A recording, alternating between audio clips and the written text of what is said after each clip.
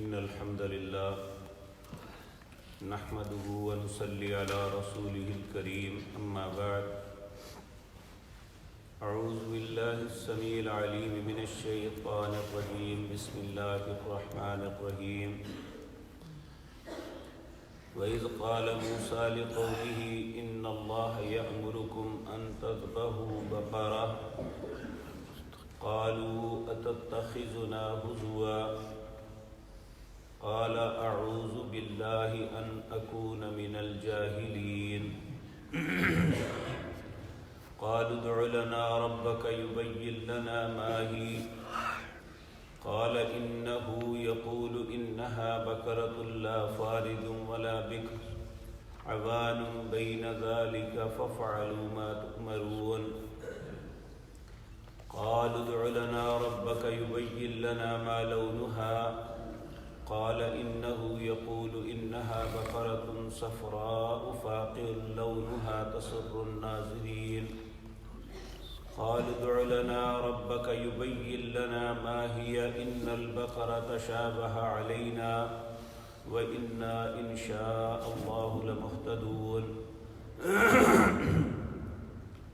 قال إنه يقول إنها بقرة لا ذلول تثير الأرض ولا تسقي الحرث مسلمة لا شيئة فيها قالوا الآن جئت بالحق فذبحوها وما كانوا يفعلون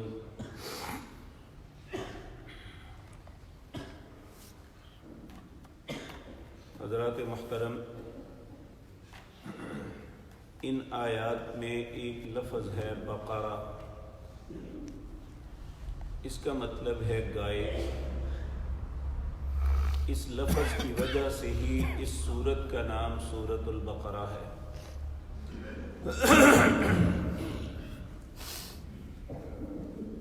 ان آیات میں ایک بہت ہی عجیب و غریب معاملہ ہوا جس میں ہم سب کے لیے بہت سے عبرت کے سامان ہیں کہ موسیٰ علیہ السلام نے اپنی قوم کو کہا کہ تم گائے ذبح کرو۔ گائے ذبح کرنے کی ضرورت کیوں پیش آئی؟ ایک تو اگلی آیات میں وہ بات کی طرف اشارہ بھی ہے، اور ایک ائمہ مفسرین نے یہ بھی لکھا ہے چونکہ بنی اسرائیل انہوں نے بچڑے کی پوجا کی تھی تو اللہ نے ان کے ہاتھوں گائے کو ذبح کروایا۔ دوسرا معاملہ جو بہت معروف ہے وہ یہی ہے کہ بنی اسرائیل کے اندر ایک بہت امیر آدمی تھا، اس کی ایک ہی بیٹی تھی، اس کا ایک بھتیجا تھا جس کے دل کے اندر یہ تھا کہ یہ جلدی فوت ہو جائے اور میں اس کی بیٹی سے شادی کر کے اس کی جائیداد پہ قبضہ کر لوں۔ لیکن موت تو اس وقت آنی ہے جب رب چاہتا ہے۔ تو جس آدمی کے دل کے اندر لالچ ہو نا، اس سے صبر نہیں پھر ہوتا۔ یہ بھی سوچنے لگا کہ میں کب تک اس کے مرنے کا انتظار کروں گا، کیوں نہ میں اسے مار دوں۔ اور پھر یہ بات بھی ذہن میں یہاں رکھے، جب انسان ایسی سوچ بناتا ہے پھر اس کی منفی قوتیں ابھرتی ہیں اور اس کے ذہن میں ایسی ایسی گندی اور غلیظ فضول سوچیں آتی ہیں کہ انسان سوچتا بھی نہیں ہے۔ اس کے دل کے اندر سوچ یہ آئی کہ کیوں نہ میں اسے قتل کر دوں، اس کی بیٹی سے شادی کر کے اس کی جائیداد کو فوراً ہڑپ کروں۔ پھر ذہن میں خیال آیا کہ قتل کس پہ پڑے گا۔ اس کے ذہن نے اس کے لیے بھی پلاننگ کی کہ اسے مار کے جو فلاں بستی والے ہیں جن کے ساتھ کچھ ان کا کلیش تھا، کہا ان کے دروازوں پہ جا کے رات کے اندھیرے میں ڈال دوں گا تو ایک تو قتل ان پہ پڑ جائے گا، دوسرا ان سے دیت لینے کے لیے دباؤ ڈالوں گا۔ چنانچہ اس نے ایسا ہی کیا، اس شخص کو قتل کر دیا۔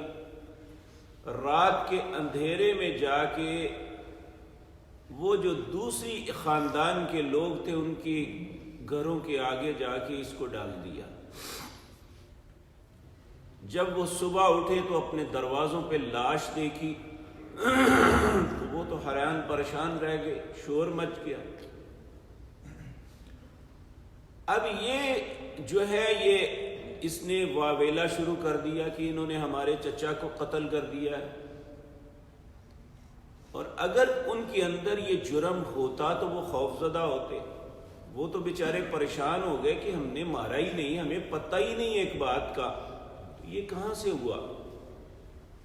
اور اس کا اصرار تھا کہ یہ بڑھتا ہی چلا جا رہا تھا، یہ تنگ کر رہا تھا کہ جس طرح ممکن ہے ہمیں دیت دو، کیونکہ تم نے ہمارے چچا کو قتل کیا۔ کسی بات پہ یقین کرنے کے لیے تیار ہی نہیں تھا۔ تو وہ قوم کے لوگ موسیٰ علیہ السلام کے پاس گئے اور ان سے عرض کیا، اے اللہ کے رسول صلی اللہ علیہ وسلم،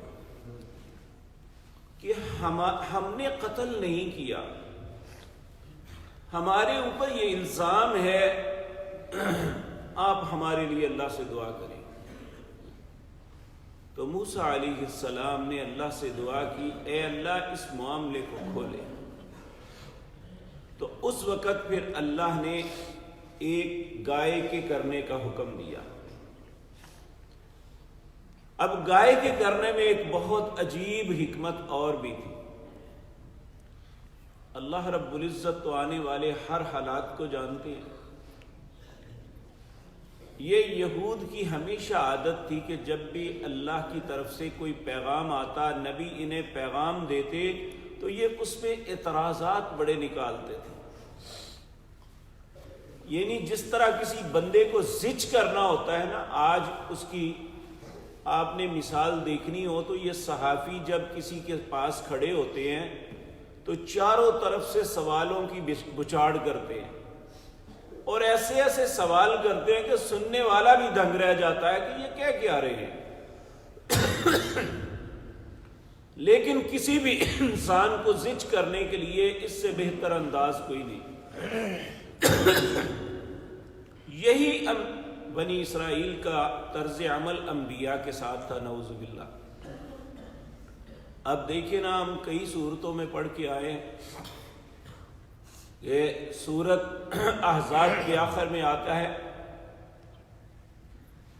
کہ یا ایھا الذین آمنوا لا تکونوا کالذین آذوا موسیٰ فبرأہ اللہ، اے اہل ایمان تم ان لوگوں کی طرح نہ ہو جانا جنہوں نے موسیٰ کو اذیت دی۔ اور اذیت کنہوں نے دی تھی؟ وہ بنی اسرائیل نے دی تھی۔ اور موسیٰ علیہ السلام نے خود بھی کہا تھا، وَإِذْ قَالَ مُوسَىٰ لِقَوْمِهِ يَا قَوْمِ لِمَ تُؤْذُونَنِي وَقَدْ تَعْلَمُونَ أَنِّي رَسُولُ اللَّهِ إِلَيْكُمْ، اے میری قوم کے لوگوں کیوں مجھے ایذا دیتے ہو، کیوں تکلیف دیتے ہو، جبکہ تم جانتے ہو میں اللہ کا رسول ہوں۔ لیکن ان کی بدبختی یہ تھی کہ یہ اس بات پہ ذرہ برابر شرم محسوس نہیں کرتے تھے۔ یہاں بھی اللہ کو علم تھا کہ یہ سب کچھ یہی کچھ کریں گے۔ اللہ نے جہاں انہیں سزا دینے کا سوچا وہاں ایک کو انعام دینے کا بھی سوچا۔ وہ یہ تھا کہ وہاں ایک بچہ تھا جس کے پاس گائے تھی، جس کے متعلق یہ قرہ نکلنا تھا۔ وہ نوجوان اپنے باپ کا بڑا ہی فرما بردار تھا، اتنا فرما بردار کہ ایک دفعہ اسے 1000 دینار کی آفر ہوئی تو اس نے اپنے باپ کو جگانا مناسب نہیں سمجھا، 1000 دینار ٹھکرا دیے، کہا میرے باپ اٹھیں گے تو پھر تیرے ساتھ بات کروں گا، میں خود نہیں اٹھاؤں گا۔ یعنی اتنا اپنے باپ کا احترام کرتا تھا۔ اور یہ بات یاد رکھیں کہ جو بھی اپنے ماں باپ کی خدمت اور احترام کرتے ہیں اللہ انہیں دنیا کے اندر ہی بہت عظیم بدلہ دیتے ہیں، اور خصوصاً ان کے رزق میں وسعت آتی ہے۔ اور دوسرا، اللہ اس شخص کو عزتوں سے نوازتے ہیں جو اپنے ماں باپ کی عزت کرتا ہے۔ تو اس شخص نے بھی ایسا ہی کیا۔ وقت گزرتا رہا، باپ فوت ہوا تو ان پہ حالات کچھ اس طرح کے نہ رہے جو پہلے تھے۔ اس کے پاس ایک گائے تھی اور اب اللہ نے اسے کچھ دلانے کا ارادہ کیا۔ تو جب موسیٰ علیہ السلام نے اپنی قوم سے کہا، وَإِذْ قَالَ مُوسَىٰ لِقَوْمِهِ إِنَّ اللَّهَ يَأْمُرُكُمْ أَن تَذْبَحُوا بَقَرَةً، جب موسیٰ علیہ السلام نے اپنی قوم سے کہا اللہ تمہیں حکم دیتا ہے کہ تم گائے کو ذبح کرو، قوم آگے سے کہنے لگی، قالوا کہنے لگی اتتخذنا ہزوا، آپ ہم سے مذاق کر رہے ہیں؟ ہم بندہ قتل ہوا ہے، ہم کہتے ہیں اللہ سے دعا کرو کہ ہمارا چھٹکارا کرے، آپ گائے ذبح کرنے کا کہہ رہے ہیں۔ قالوا اتتخذنا ہزوا، اللہ کے نبی فرمانے لگے قال اعوذ باللہ ان اکون من الجاہلین، میں اللہ کی پناہ پکڑتا ہوں کہ یہ تو جاہلوں کا کام ہے مذاق کرنا، یعنی اتنا سنجیدہ معاملہ قتل ہو گیا اور اس کا معاملہ ہے، اور میں نے اللہ کے حکم سے ہی آپ کو کہا ہے، میں کیوں تمہیں مذاق کروں گا؟ جب یہ کہا تو پھر کہنے لگے قال ادع لنا ربک یبین لنا ما ہی، پھر اللہ سے ہمارے لیے دعا کرے کہ وہ ہمارے لیے بیان کرے کہ وہ گائے کیسی ہوگی۔ قال موسیٰ علیہ السلام نے دعا کی اور پھر انہیں کہا انہو یقول انہا بقرۃ فارض ولا بکر عوان بین ذلک، میرا رب کہتا ہے کہ وہ گائے ایسی ہو نہ وہ بچی ہو نہ بوڑھی ہو بلکہ جوان ہو، فَفْعَلُوا مَا تُؤْمَرُونَ، تمہارا رب جو حکم دیتا ہے وہ کر لو۔ اب ان کے من کے اندر کھوٹ تھی کہ یہ کیا ہمیں کہہ رہے ہیں، یعنی یقین نہیں تھا کہ اللہ کے نبی جو کہہ رہے ہیں اگر ہم کر لیں گے تو واقعتاً ہو جائے گا۔ اب سوال پہ سوال داغ رہے ہیں، پھر کہنے لگے قال ادع لنا ربک یبین لنا ما لونہا، اب آپ اپنے رب سے یہ دعا کریں اس کا رنگ کیسا ہو۔ قال انہو یقول انہا بقرۃ صفراء، تو اللہ رب العزت سے انہوں نے دعا کی، اللہ نے کہا اس کا رنگ زرد ہو، فاقع لونہا تسر الناظرین، دیکھنے والے کو بہت خوبصورت لگے۔ اور آپ دیکھتے ہیں کہ گائے کے اندر سرخ زرد رنگ جو ہوتا ہے، یہ ایک ہی رنگ کی گائے یا جو ہے بیل بہت خوبصورت لگتا ہے۔ ہمارے ہاں ساہی وال کی یہ گائے بہت معروف ہے اور بڑی خوبصورت لگتی ہے۔ کہا تسر الناظرین، دیکھنے والوں کو بڑی خوبصورت لگے۔ پھر وہ کہنے لگے قال ادع لنا ربک یبین لنا ما ہی، اپنے رب سے بیان کرو، دعا کرو کہ وہ کیسا ہے۔ ان البقر تشابہ علینا، یہ جانور تو ایک دوسرے جیسے ہوتے ہیں۔ وَإِنَّا إِن شَاءَ اللَّهُ لَمُحْتَدُونَ، اب صحیح بات ہمیں پتہ چل جائے نا تو ہم انشاءاللہ بات پہ پہنچ جائیں گے اور ہم کریں گے۔ قال انہو یقول انہا بقرۃ لا ذلول تصیر الارض، اب جیسے جیسے سوال کر رہے ہیں یہاں یہ بات بڑی قابل غور ہے کہ انسان جتنی سادگی سے اللہ کے حکم کی تعمیل کر لے اللہ اتنی ہی آسانی دیتے ہیں، اور انسان اللہ رب العزت کے احکامات کے معاملے میں جتنی چلاکی کرے خود ہی مشکل میں پھنستا چلا جاتا ہے۔ اب انہوں نے بار بار سوال کیے تو شرائط بڑھتی چلی جا رہی ہیں۔ پہلے رنگ پوچھا تو رنگ بتایا گیا، عمر پوچھی تو عمر بتائی گئی. معاملہ اب دیکھیں پھر کہنے لگے یہ کیسے ہو؟ تو اللہ نے پھر ایسی شرط بتا دی جو بہت ناممکن تھی، نہ ہونے کے برابر تھی. وہ کیا تھی؟ قال انه يقول انها بقرة لا ذلول تصير الارض ولا تسقي الحرث مسلمة لا شيئة فيها. ایسی گائے ہونی چاہیے جس نے کبھی کھیتی باڑی نہیں کی، نہ پانی نکالا ہے اور نہ اور کوئی مشقت کی ہے، یعنی کسی نے بڑے پیار سے پالی ہے اور اسے کوئی عمل کام نہیں لیا. قالوا الآن جئت بالحق، کہنے لگے اب ہمارے پاس حق پہنچا ہے. فذبحوها وما كادوا يفعلون، اور فذبحوها ہم اس کو ذبح کریں گے اور جو آپ نے کہا ہے اس کے اوپر عمل کریں گے.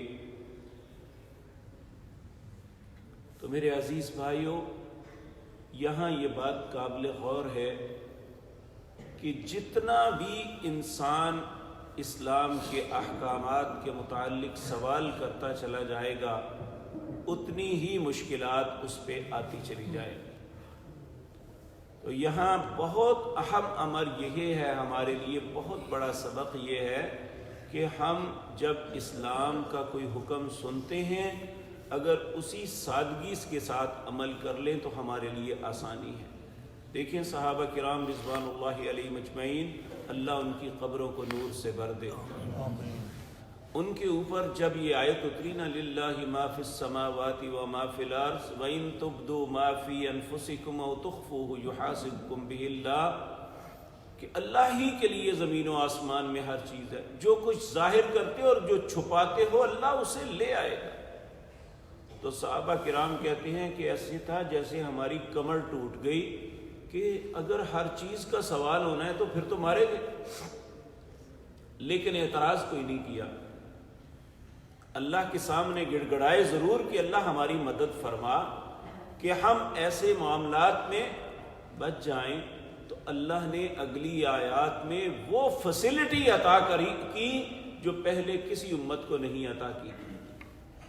سورۃ بقرہ کی آخری آیات آئیں گی تو انشاءاللہ اس کی تفصیل وہاں پہ عرض کروں گا. تو یہ بات ذہن میں رکھیں کہ بنی اسرائیل کے اوپر جتنی مشکلات، جتنی مصیبتیں آئیں ان کی چلاکیوں کی وجہ سے آئی. تو چلاک ہونا، مکاری کرنا اور خصوصاً اللہ اور اس کے رسول کے ساتھ یہ انسان کے حق میں کسی صورت بہتر نہیں ہے.